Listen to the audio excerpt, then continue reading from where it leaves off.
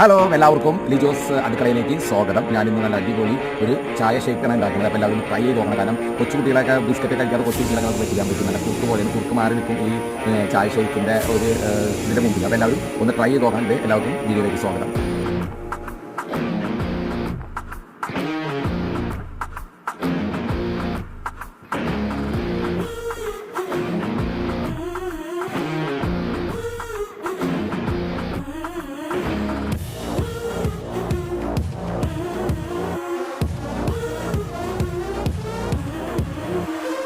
பார்த்து சிரிச்சா அத உள்ளுக்குள்ள நெருப்பாக்கு அப்பமானம் கிடைச்சா அது கிரீடம் ஒண்ணு உருவாக்கு உன்னை புத்தி உலகமே